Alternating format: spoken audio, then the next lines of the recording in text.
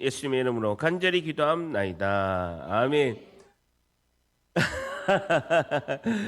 사랑하는 성도 여러분, 제가 요즘에 우리 교회에서 하나님이 그 크신 은혜의 때라고 강조하고 설교와 광고의 때마다 계속해서 말씀을 전하고 있습니다. 더불어 2026년 하반기에는 회복을 넘어서 행복으로 나아가기를 선포하고 전진하고 있습니다. 그 말씀 가운데 성도분 중에 건강이 좀 안 좋은 분은 많이 회복된 분도 계시고요. 요 근래 하나님의 은혜를 특별히 경험한 분들이 꽤 많이 있습니다. 열정이 넘치는 목사님의 설교를 들으면 특히 우리 여인천하 집사님들, 권사님은 열정이 넘치고 여인천하 분들이기 때문에 힘이 나고 말씀 앞에서 막 우리 여자 집사님, 권사님들은 막 이렇게 뜨거운 거예요. 근데 옆에 보니까 전혀 반응을 보이지 않는 남편을 보면요, 답답하고 특별히 수요일 안수기도 받으라고 하는데 안 받으면 대판 싸우고 일찍 와서 안수기도 받으라는데 또 안 오고 막 이러면 또 화가 나고 또 이렇게 다툼도 하죠. 기도 가운데 분명히 하나님의 말씀을 붙들었습니다. 어떤 성도분들은 그럼에도 불구하고 현실이 정반대로 되는 경우가 있다라는 거예요. 건강을 지켜주시라고 믿었는데 좋지 않은 결과가 있을 수도 있고, 자녀를 하나님께서 붙들어 주리라고 믿었는데 우리 자녀는 꼼짝도 안 하고 움직이지 않는 것을 보고, 하나님께서 채워주시리라고 믿었는데 통장은 더욱더 비어가는 것을 우리가 보게 됩니다. 남들은 요즘에 그전에 삼성전자, SK 하이닉스 주식 사가지고 돈 벌었다고 해가지고 뒤늦게 내가 들어갔는데, 내가 들어가니까 요즘 또 내려가는 거예요. 마이너스 15% 됐다 하고 막 끝이 없이 내려가고 있죠. 교회에서는 다들 은혜 받고 환하게 웃고 있는데 내 눈에는 나는 은혜를 못 받으니까 왠지 소외된 느낌, 외딴 데 온 교회에 왔는 우리 교회인데도 외딴 데 온 느낌이 들기도 합니다. 우리 마음속에서 조용한 질문이 들게 됩니다. 하나님의 약속의 말씀은 나에게는 어떻게 되는 거지? 우리가 속으로 그런 질문이 나죠. 다른 분들 은혜도 받고 기도응답도 받고 회복을 넘어서 행복하고, 목사님은 뭐 그리 좋은지 막 열정이 넘쳐가지고 막 설교하는데 나는 똑같고 오히려 더 좀 안 좋은 상황이 펼쳐지기도 하고 힘도 빠지는 일들이 많이 일어난다는 거예요. 그런데 하나님의 약속의 말씀이 우리 교회에 선포됐는데 나에게는 어떻게 되는 거지? 나에게는 왜 은혜의 말씀이 어떻게 이루어지나? 아니면 안 이루어지나? 이런 이제 질문들이 마음에 들게 되는 것이죠.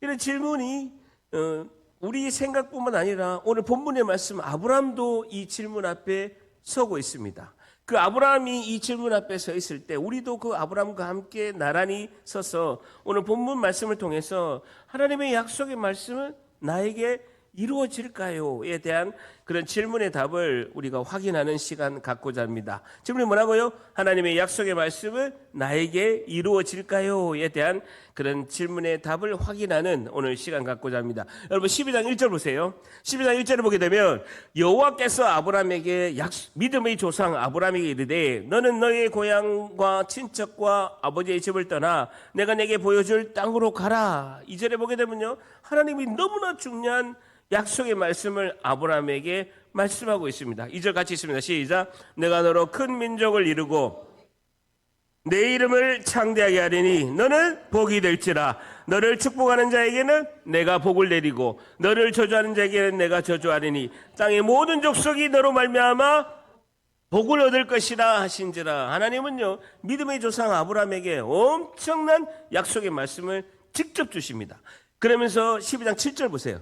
12장 7절을 보게 되면 여호와께서 아브라함에게 나타나 이르시되, 줄 쳐보세요. 내가 이 땅을 너의 자손에게 주리라 하신지라. 자기에게 나타나신 여호와께 그가 그곳에서 제단을 쌓고라고 합니다.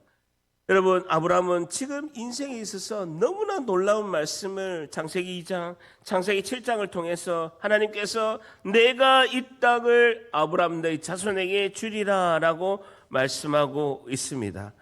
여러분, 그러면서 자기에게 나타나신 여호와께 그가 그곳에서 제단을 쌓고, 약속하신 그 하나님의 말씀의 응답으로 아브라함이 제일 먼저 뭐 했습니까? 제단을 쌓았다는 거예요. 제사를 드리고 예배를 드렸다라고 말씀하고 있습니다. 8절 같이 있습니다. 시작. 거기서 베델 동산 동쪽산으로 옮겨 장막을 치니 서쪽은 베델이요 동쪽은 아이라. 그가 그곳에서 여호와께 제단을 쌓고 여호와의 이름을 부르더니라는 겁니다. 줄 쳐보세요. 그가 그곳에서 여호와께 제단을 쌓고 하나님께 제사를 드리고 예배를 드리고 그곳에서 여호와 하나님의 이름을 불렀다라고 이렇게 말씀하고 있습니다. 하나님의 이름을 아브라함이 부른 것을 볼 수가 있습니다. 여러분, 엄청난 지금 일입니다. 하나님은 말씀을 주시고 아브라함은 그 말씀을 받으면서 제일 먼저 한 게 뭡니까?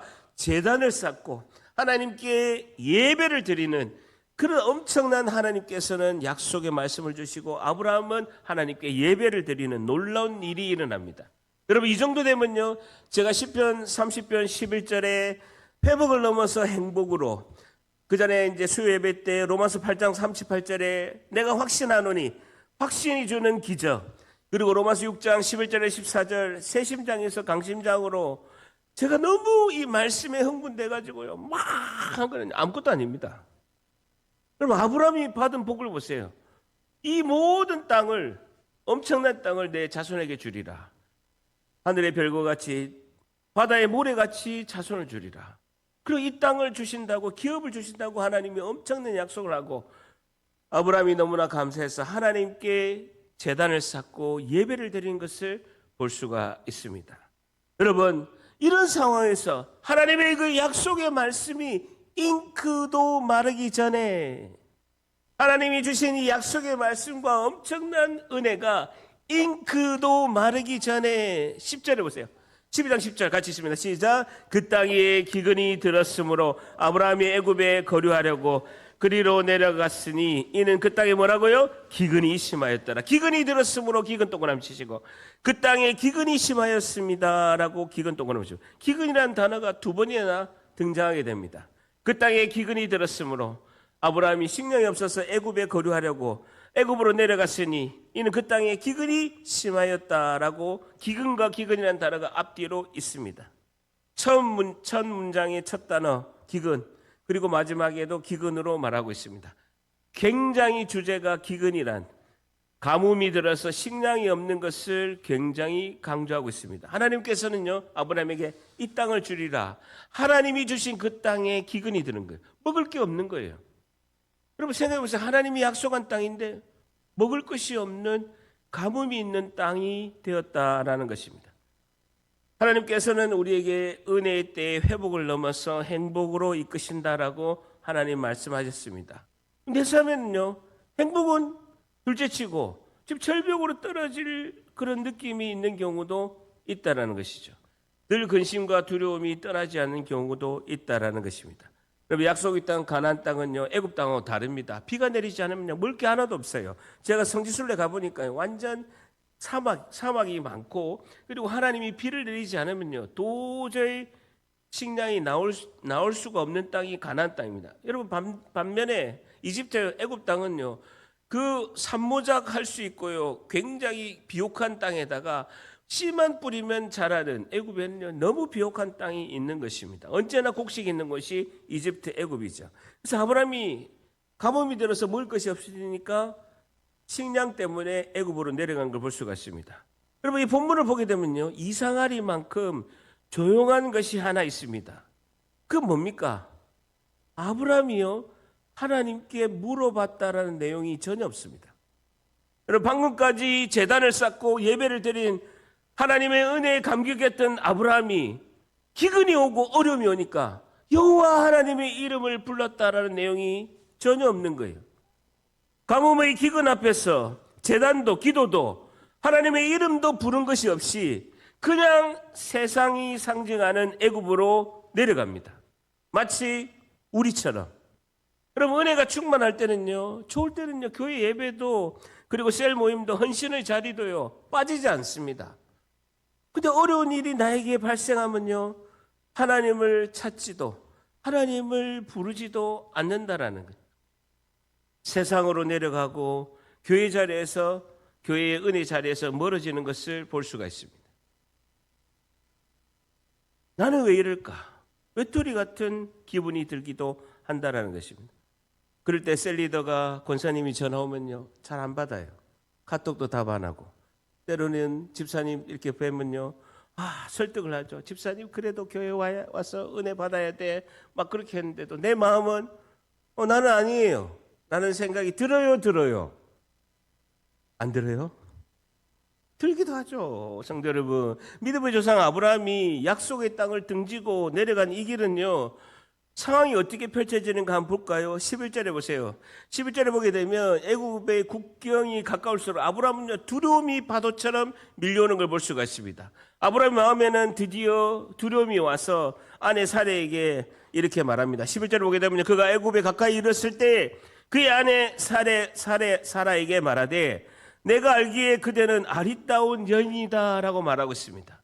두려움이 몰려오는 거죠. 그러면 12절에 애굽 사람이 그 사라를 아내를 볼 때 이르기를 이는 그의 아내라 하여 나를 죽이고 그 사라는 아내는 살릴 수가 있다라는 거예요. 너무 아내가 예쁘니까 남편이 나를 죽일 수 있다라는 그 두려움이 몰려온 것이죠. 13절 같이 있습니다. 시작. 원하건대 그네는 나의 누이라 하라. 그러면 내가 그대로 말미암아 안전하고 내 목숨이 그대로 말미암아 보존하리라 하니라. 원하건대 그대는 나의 누이라 하라. 그러면 내가 줄쳐 보세요. 그대로 말미암아 안전하고.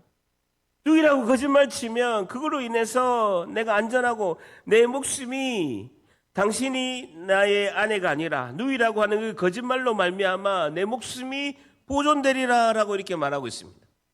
애굽 사람들은 아름다운 사례를 보고 남편인 아브라함을 죽이고 사례를 데려갈까 봐 두려웠기 때문에 거짓말해라라는 것이죠. 여러분 보세요. 기근 양식의 위기가 어느새 목숨의 위기로 바뀌는 지금 상황이 위기가 발생된 것이죠. 여러분 이때 아브라함은 어떻게 하고 있습니까? 죽음의 두려움이 몰려오는 아브라함이 이때도 늦지 않고 하나님을 찾아야 되는데 아브라함이 하는 건 뭡니까? 꾀를 냅니다.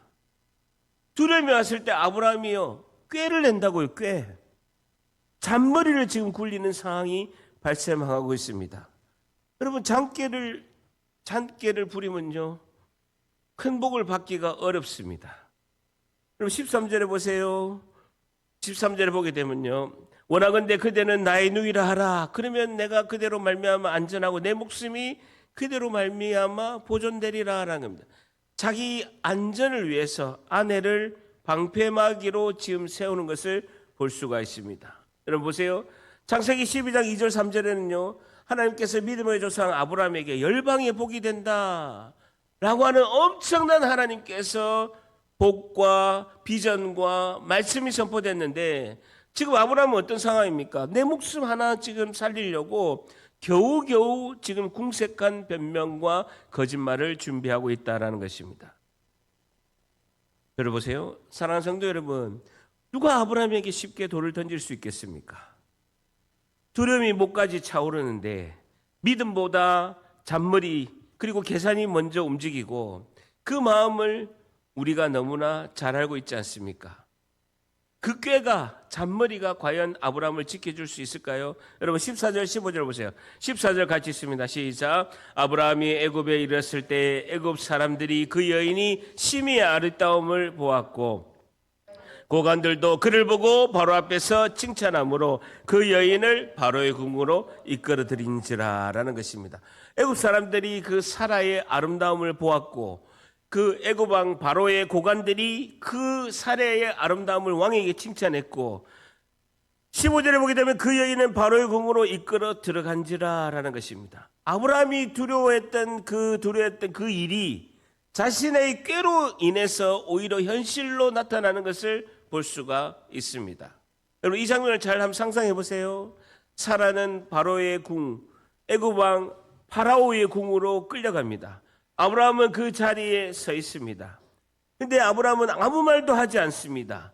소리치지도 않고 막아서지도 않고 그 사실을 그냥 보기만 하고 있습니다.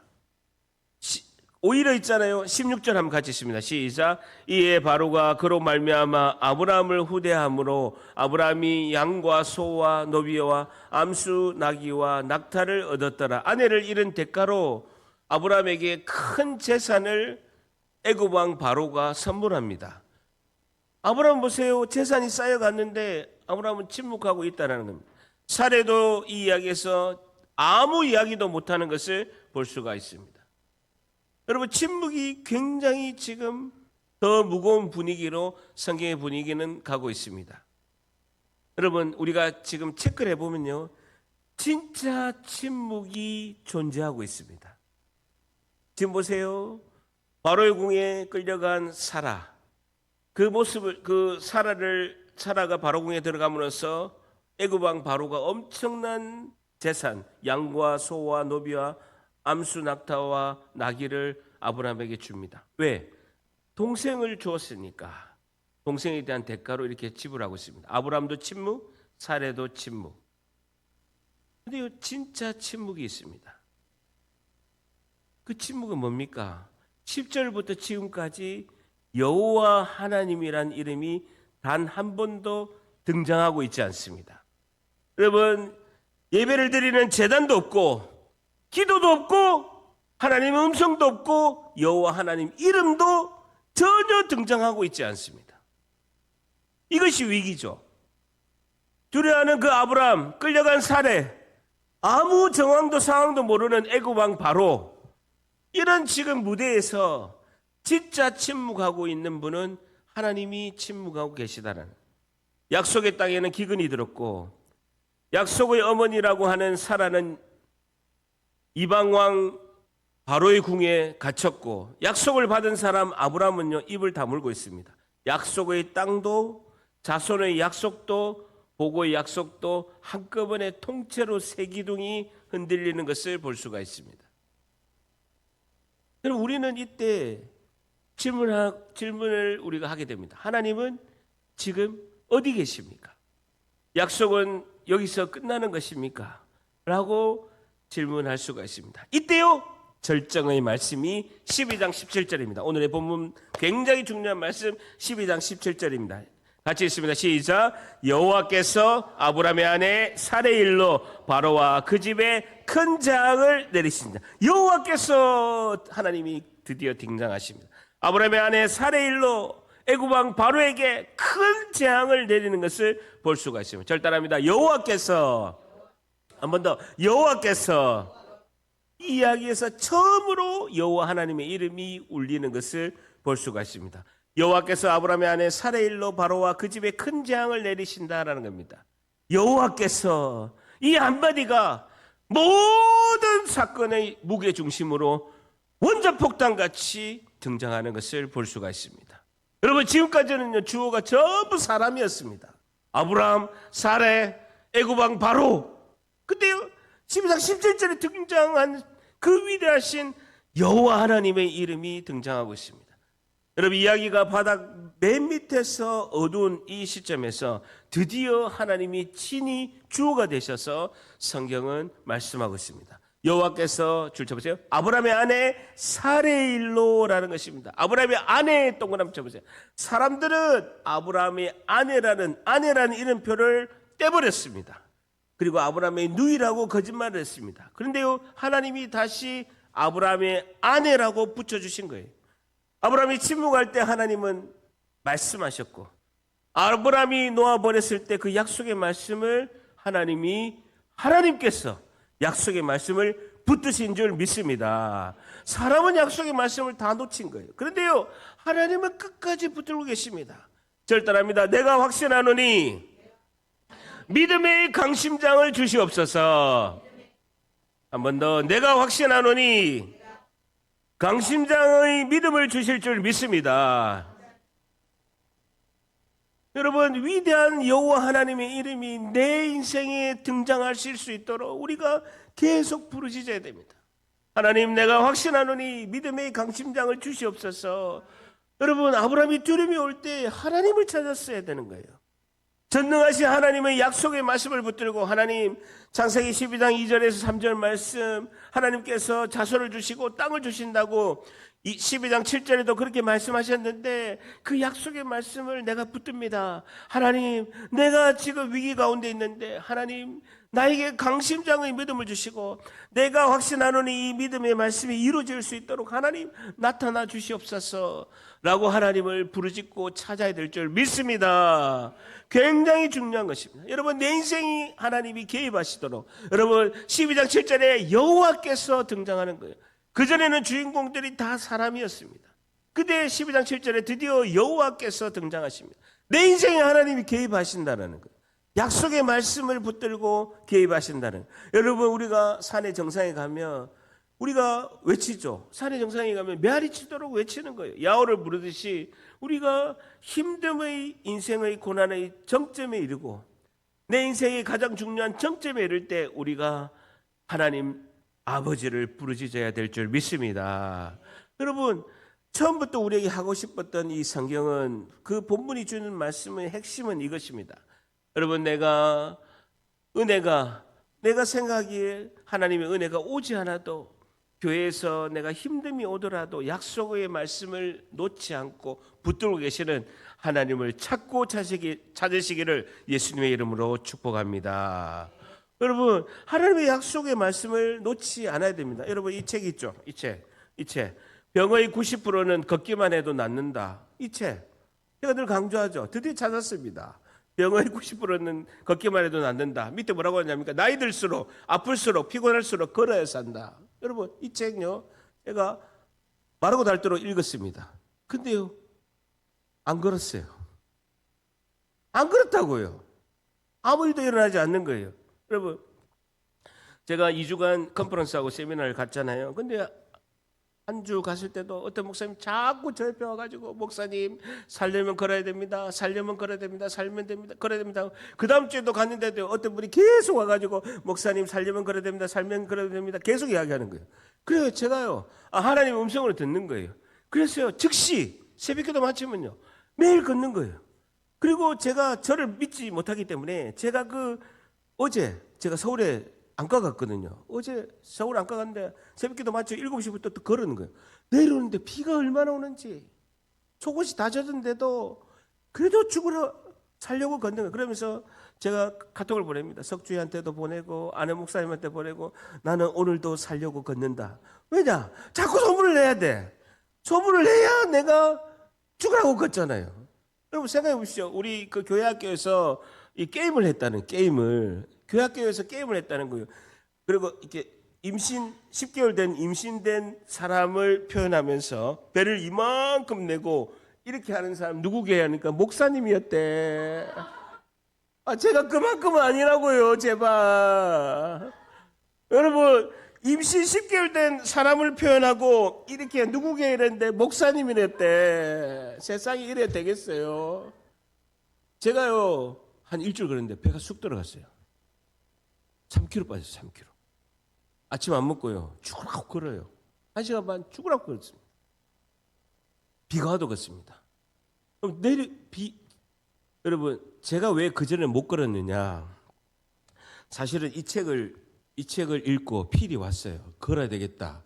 근데 아침을 먹으면요 걸을 힘이 없어. 아침을 먹으면요 걸을 생각이 안 나요. 푹 처져가지고. 제가 저를 알기 때문에 아침 안 먹고 무조건 걸어요. 새벽기도 마치면요 걸어서 집에 가고 삼도비행별에서 바로 옷 갈아입고 바로 걸어야 합니다. 그러니까요 너무 건강해지는. 어제 안과 갔는데 눈이 너무 좋아졌대.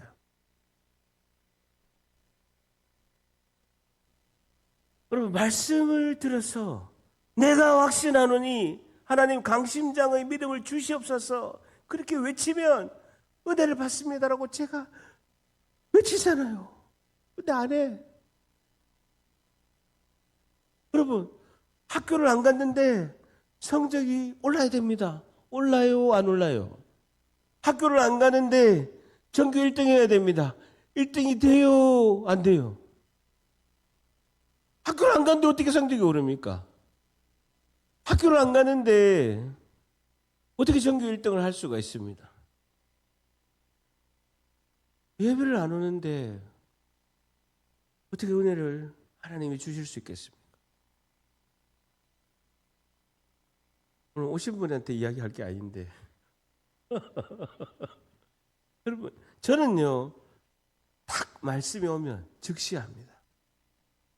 제가 좀 욕심인지 모르겠지만 운하교회 1,500명 되는 성도 중에서 목사님이 말씀이 딱 선포되면요 저는 즉시 합니다. 하나님, 저 말씀 제가 붙들고 순종해서 제가 1등 우리 운하교회 성도가 될 줄 믿습니다. 하고 즉시 하는 거예요. 즉시. 한 번도 어긴 적이 없습니다. 애살이 있고 욕심이 좀 있어야 돼요. 영적인 욕심이 좀 있어야 됩니다. 하나님이 주신 은혜, 제가 받아서 우리 포항샤론교회 1등 은혜의 주인공이 될 줄 믿습니다. 그렇게 선포하는 거예요. 여인찬아들은 믿습니다 하고 남편들은 여기까지 더 하면 수요 예배 안 옵니다. 저를 따릅니다. 하나님 강심장의 믿음을 주시옵소서. 한 번 더, 하나님 강심장의 은혜를 주시옵소서. 여러분, 아브라함이 약속을 지킨 것이 아닙니다. 하나님이 아브라함을 위하여 약속을 지키신 줄 믿습니다. 여러분, 물이 빠진 아이가 구출하려면요, 아이가 허우적거리고 수영을 잘해서 살아나는 게 아니에요. 아버지가 아이 손을 붙잡고 탈출시켰기 때문에 물에서 빠진 아이를 살릴 수 있는 것입니다. 우리 신앙도 마찬가지입니다. 우리를 지탱하는 것은 우리 힘으로 되는 것이 아니라 하나님이 붙드시는 힘으로 우리가 승리할 줄 믿습니다. 절대입니다. 하나님은 권능의 손으로 우리를 꽉 붙잡고 있습니다. 한 번 더, 하나님은 권능의 손으로 우리를 꽉 붙잡고 있습니다. 여러분, 하나님은 무너진 아브라함을 버리지 않으셨습니다. 꾸짖지도 않으시고 끌어내지도 않으시고 조용히 건져내서 하나님의 약속의 땅으로 하나님께서 이끄십니다. 마지막 13장 3절 4절 같이 했습니다. 시작. 그가 네게부에서부터 길을 떠나 베델에 이르며 베델과 아이 사이에 곧전에 장막을 쳤던 곳에 이르니 그가 처음으로 제단을 쌓은 곳이라. 그가 거기서 여호와의 이름을 불렀다. 4절 한번 더 같이 있습니다. 시작. 그가 처음으로 제단을 쌓은 곳이라. 그가 거기서 여호와의 이름을 불렀더라라는 것입니다. 아브라함을 하나님께서 건져내시고 제일 먼저 한 건 뭡니까? 제단을 쌓은 그곳으로 절단합니다. 다시 제단으로. 한 번 더, 다시 제단으로. 한 번 더, 다시 예배의 자리로.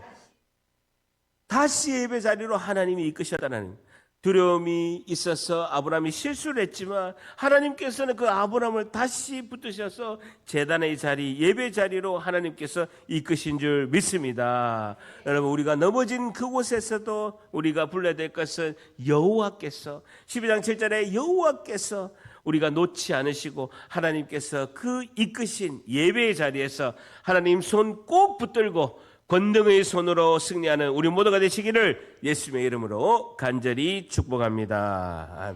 기도하겠습니다. 하나님, 우리가 넘어진